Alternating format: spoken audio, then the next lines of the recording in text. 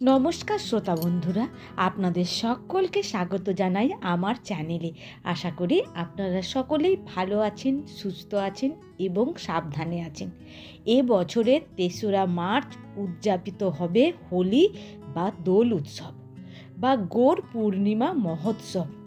এই দিনে যারা উপবাস করেন তারা উপবাস করবেন কমপক্ষে সন্ধে পর্যন্ত। কিন্তু এই দিন যেহেতু পূর্ণগ্রাস চন্দ্রগ্রহণ রয়েছে এবং ভারতের দৃশ্য, সেই কারণে গ্রহণ শেষ হওয়ার পর ফল মূলাদি গ্রহণ করতে পারেন।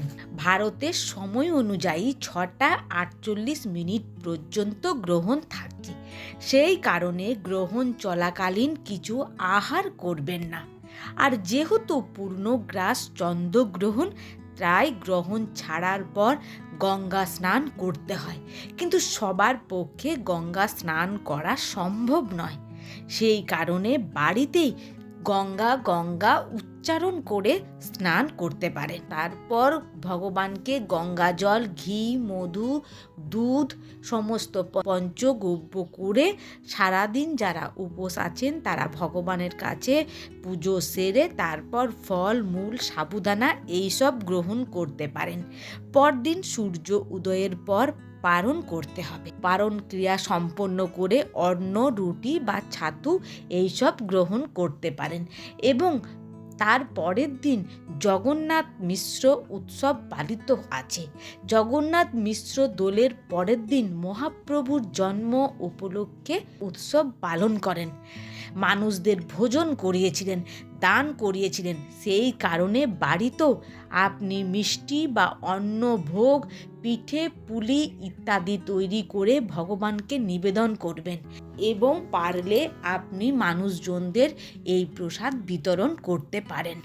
শ্রোতা বন্ধুরা, এবারে আপনাদের বলে শোনাবো চন্দ্রগ্রহণ কী।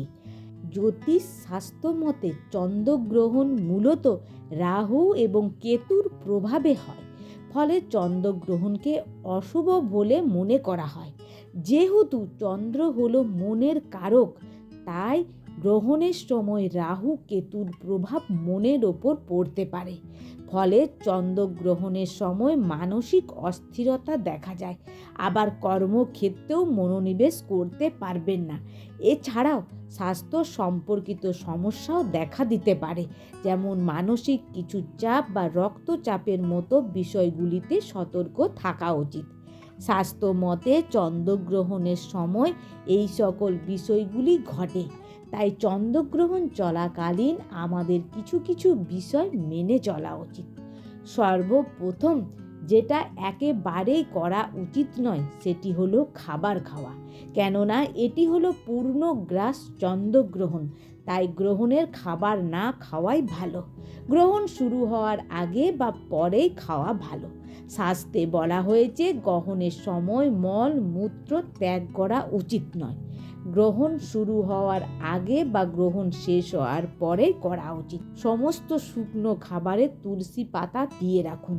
গ্রহণ চলাকালীন কোনো ধারালো অস্ত্র ব্যবহার করা উচিত নয়। জ্যোতিষ শাস্ত্র মতে খালি চোখে কখনোই গ্রহণ দেখবেন না, এতে চোখের জন্য খুবই ক্ষতিকারক। এবারে আসবো যারা নতুন মা হতে চলেছেন তাদের গ্রহণের মধ্যে কিভাবে থাকতে হবে। এই সময় গর্ভবতী মায়েরা ঘরের বাইরে বেরোবেন না, সব সময় চলাফেরা করবেন।